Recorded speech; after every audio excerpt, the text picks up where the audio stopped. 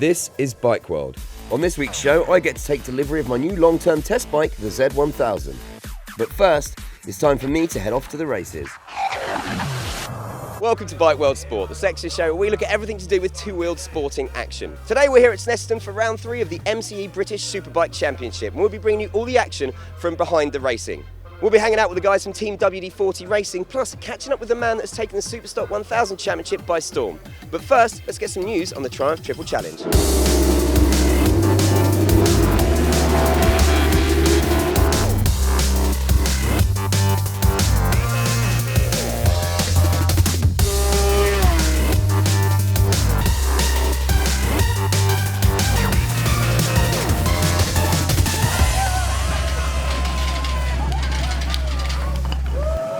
So the Triumph Triple Challenge has been running for 8 years, and we've been following it here on Bike World for the last couple of seasons because we love it. It's a one-make series that really helps to bring through the young talent here in the UK and give them a platform to really showcase their skills. And the man behind it all for the last 8 years is indeed Tony Scott. Tony, you've obviously appeared on the show a few times, but there was some big news you announced at Alton Park about the future of the Triple Challenge, isn't there?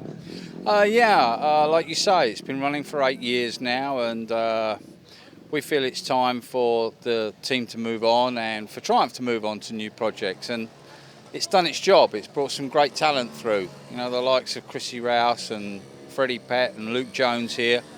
We're really pleased with the way it's gone, but yeah, it's going to be ending at the end of the 2014, but that doesn't mean the end of T3. We'll move on, do bigger and better things. In the last 3 years, we've ran Luke Jones and Guyver and other riders, and we managed to win the Supersport Cup Championship twice.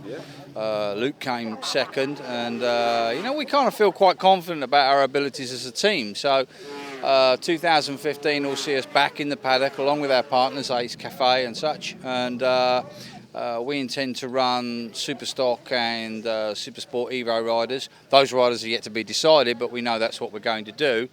The other side is I do wonder about the riders, you know, and what they're going to go on to, and part of the point really of the team is we've been in a great position where we've been able to cherry pick riders. We've still got riders this year like Tom Khan, who I can see as quite talented riders. Scott Pitchers, there's Atkinson, there's Pett.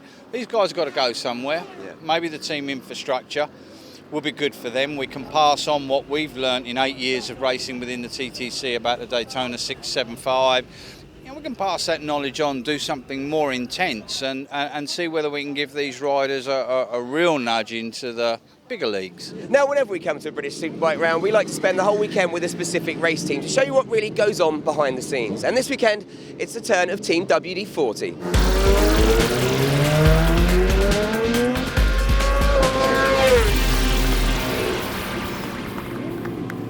Now, as we all know, probably the most important factor in racing is sponsorship. If you can't afford to get the bike out on track, you're not going to go racing. So we thought we'd come down to one of the most recognisable teams in the BSB paddock, Team WD40, to have a chat with the team owner, Brent Gladwin, about how he got involved with WD40 and the kind of relationship these guys have, and also to find out a little bit more about your team. Now, Brent, you probably have it's got to be said, the most well-lubricated garage in the paddock. Did I just say that?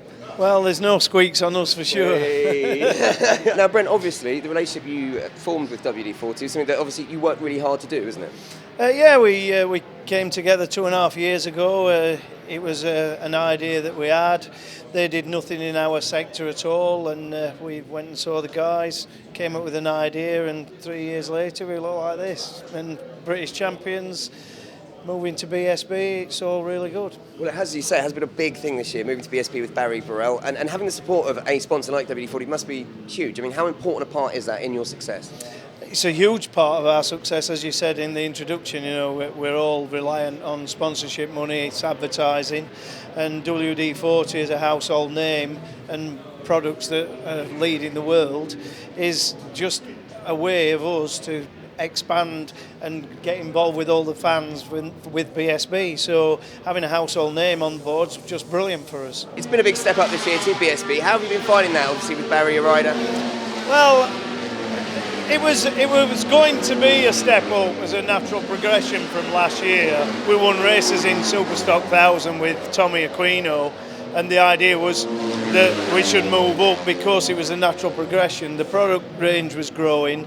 The product is there as one of the best products on the market, and we needed to be in the Premier League, so British Superbikes was the place to be.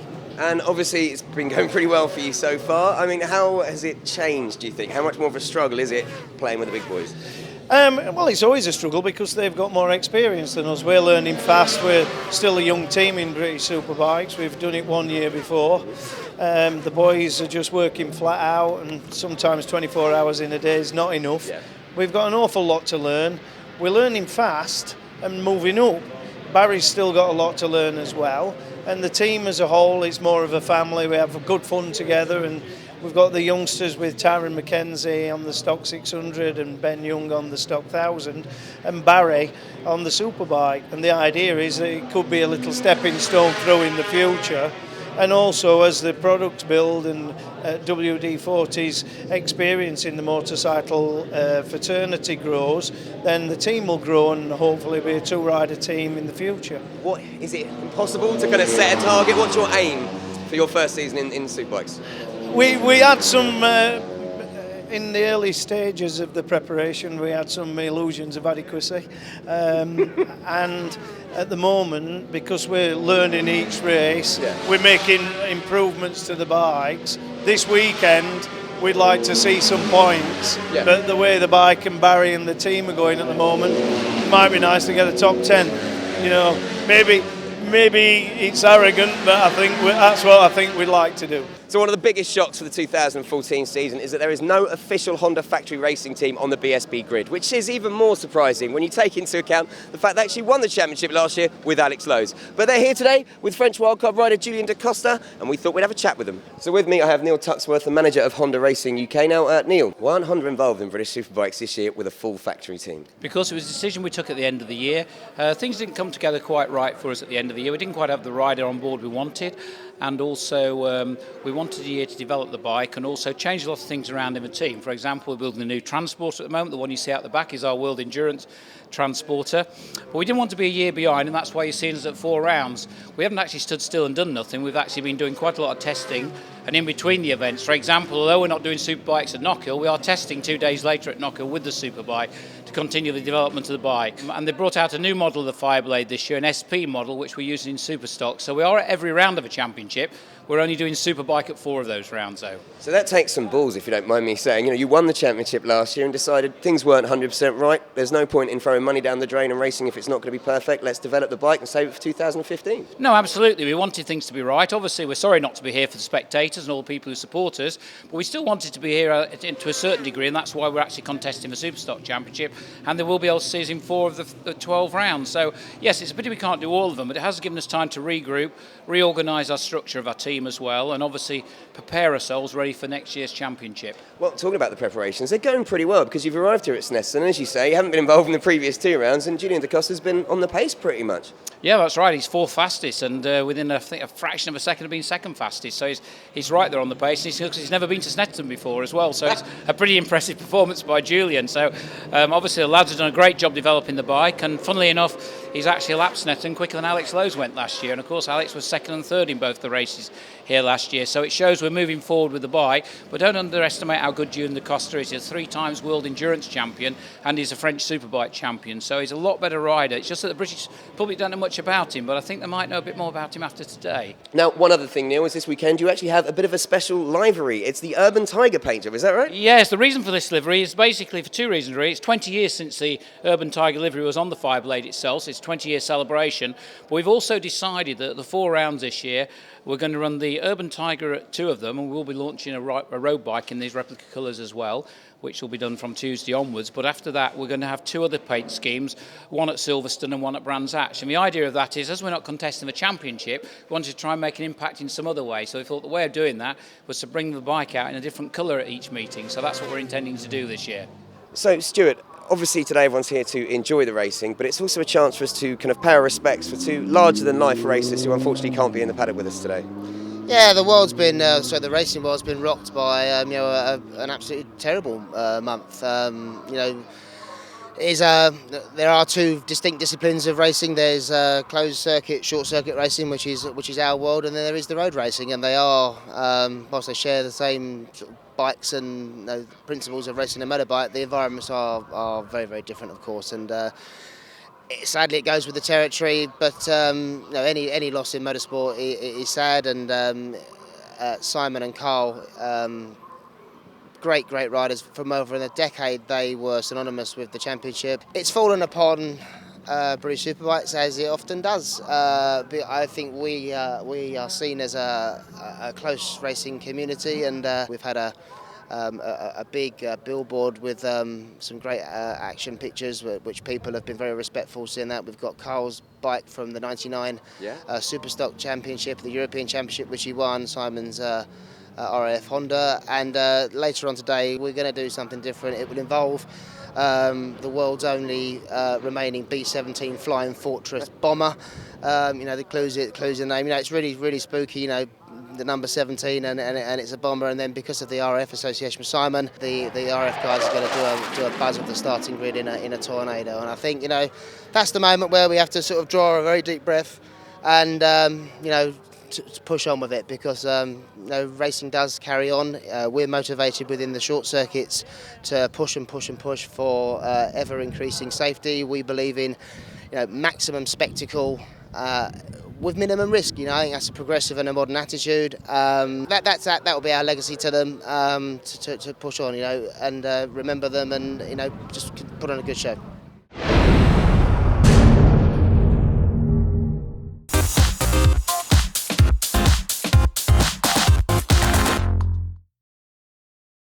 The annual World of Kawasaki event hits Donington Park on the 6th of July.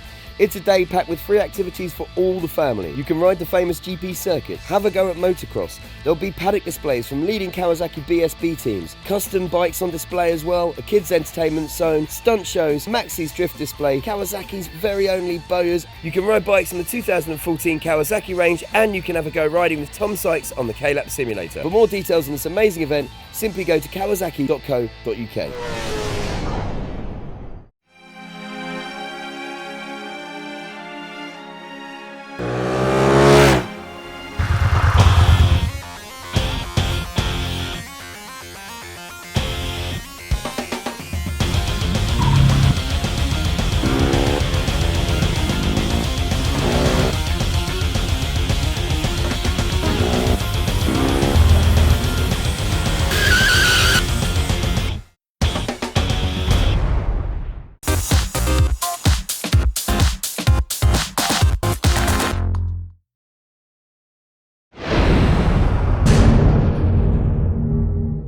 So then, it's time to welcome a new addition to the Bike World family, and this is it.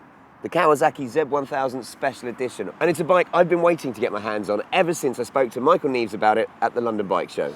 Nevesy, 2014 has been hailed as the year of the Super Naked, and we've seen some incredible mouth-watering bikes come out. One that might have slipped under the radar a little bit is the Kawasaki Z1000. Now, it looks incredible. It's had a complete remodelling. I know it's probably a bit Marmite for a lot of people. They might not like the Transformer-style headlights. What's it like to ride? It is a great bike. This is a sort of an evolution of the 2010 Z1000, which brought the model into super naked territory, really, and away from its Japanese competitors.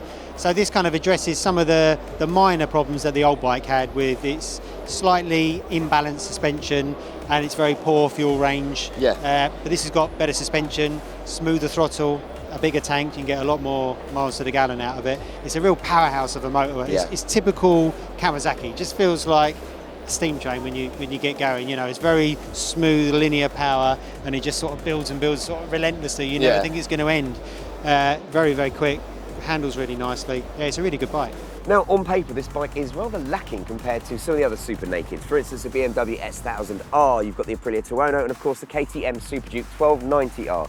But it's not all about power on paper, because while this only produces 142 brake horsepower and 82 pound-foot of torque, it's how it delivers that. And this is where I think the Z1000 is a bit of a trump card up its sleeve, and that is its engine. Because as all men know, size doesn't matter.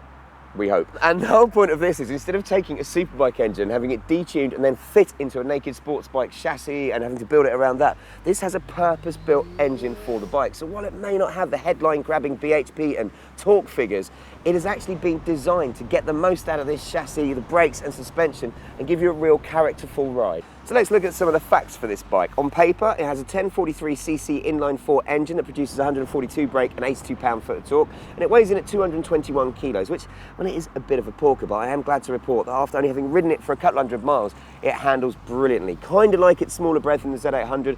It is a little bit heavy to get turned into corners, but once you get it online, it tracks and is so stable, and that chassis is immense. Now, this is actually the top-of-the-range special edition with ABS, and the special edition means it has some very nice fancy cosmetic touches, but this will only set you back £10,099, and the standard is £9,499. So you can see it's actually very cheap compared to some of its more illustrious rivals. And one of my key things about this bike is, unlike the KTM Super Ducal, which is almost crippled by its electronic rider aids, this has none. Apart from the ABS, it doesn't even have a fly-by-wire throttle. You are mechanically connected to that back wheel, and wow, does that make a difference. And you really, really can tell. But I'll get into that more later when I've been riding it for longer. But for now, we're going to be taking this, as I say, as my everyday road bike. We're going to be making loads of additions to it, adjusting suspension, exhaust, things like that over the course of the year, and letting you know what this bike is like to live with. 2014 Superstock 1000 Championship has been dominated by one man, and that's this guy, number 83, Danny Buchan. Before he arrived at Snetterton, he had 2 poles and 2 race wins, and as you can see, he's gone and stuck it on pole again. We thought we'd have a chat with him to find out a little bit more about the guy.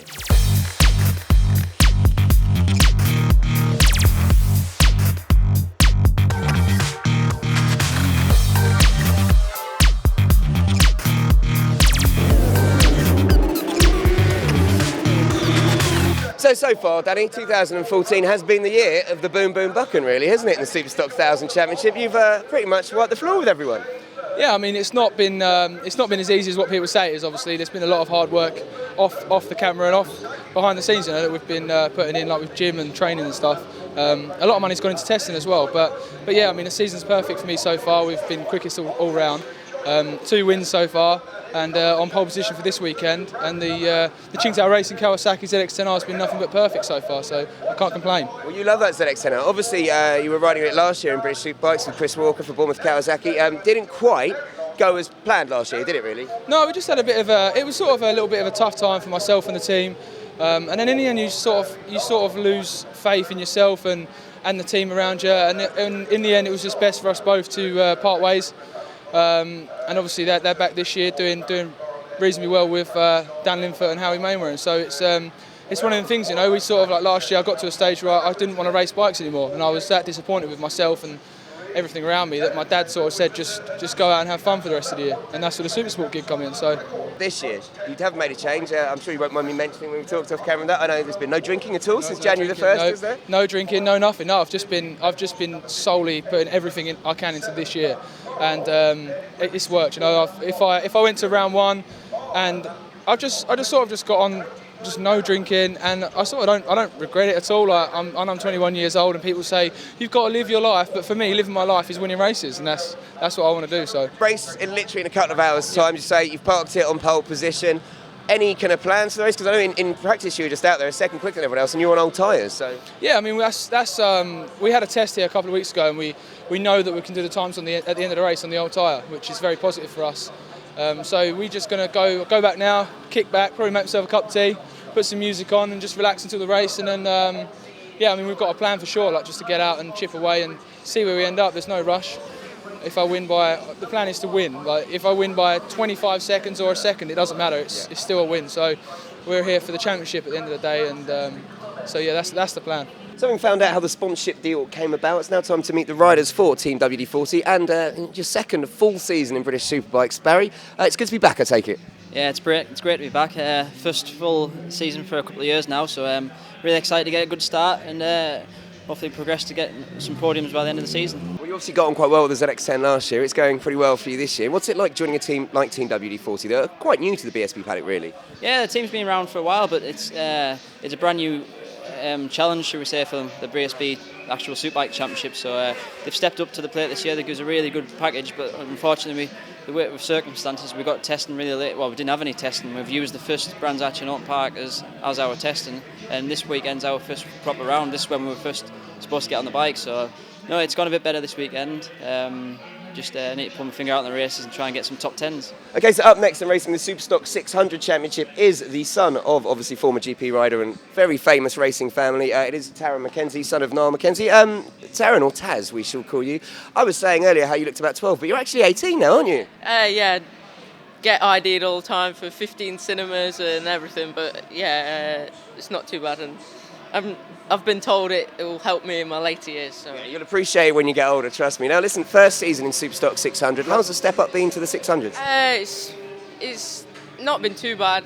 Yeah, it's just getting used to it. It's a bit bigger and heavier than the Moto 3, and I think during the middle of the season and towards the end we'll be up the front, definitely. Now obviously you mentioned earlier about how you come from a rather famous racing family. Your brother, we've just been watching out in the Supersport Championship racing out there. Your dad obviously being the famous rider that he was. Is there any pressure that comes with that, do you think?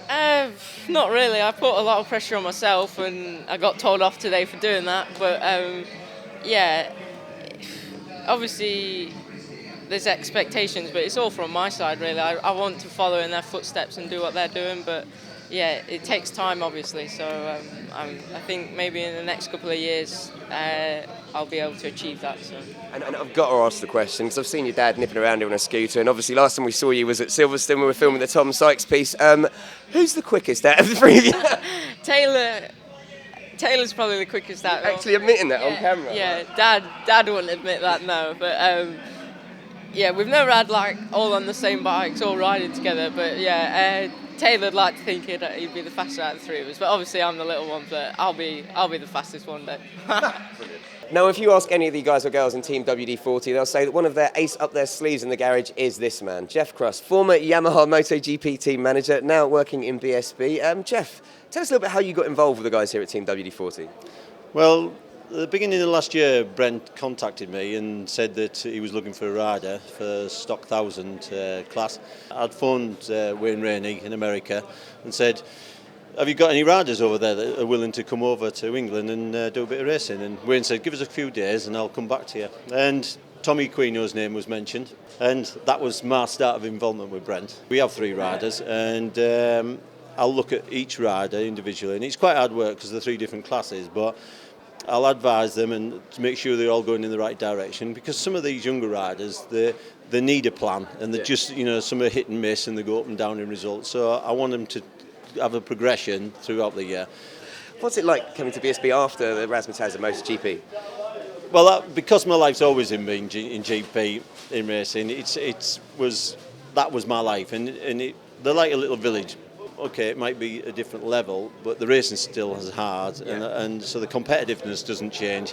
It's just the environment, you know what I mean, and the corporate side of it, and that's from my Yamaha days. That's huge, you know what I mean. That part of my life was taking a lot of it up. And one thing I do like about this is that I can go and watch the racing, and that's where I love it. Now, one of the most important things for a rider is to be able to see through his helmet and down the road. And one of the biggest unsung heroes at any race meeting are the guys that actually service the rider's helmet. So we find here in the Shark trailer, young Mark. Mark, you're the man responsible for making sure all the riders have nice shiny helmets. Is that right? Yes, pretty much it. Now, what do? They actually come here after they've been out racing, bring the helmet into you, and what do you have to kind of do to it? Yeah, basically we've got to look at the conditions. So we're looking at the temperature, the humidity, so we can choose which tint option they're going to go for, wet, medium, dry. And then as Friday was very hot and very sunny, so we used dark smoke visors and lots of tear-offs. Yeah. Yesterday was not so bad because it was cool, and today's kind of a medium setup. So it's literally a case, riders finish the race, bring the helmets into you, give it a good clean, put, as you say, all the tear-offs on. Do you have to dry out the inners and stuff as well? Yeah, it depends. Each rider is different. Depends what type of bike they're riding, how many laps the race is. So we're basically cleaning the anti-fog coating on the inside to make sure that we don't have any misting, as you say, tear-offs. The interiors, sometimes we'll change the interiors or switch helmets between races, and then when we've cleaned, we'll just put them on the dryer and ready for the next session.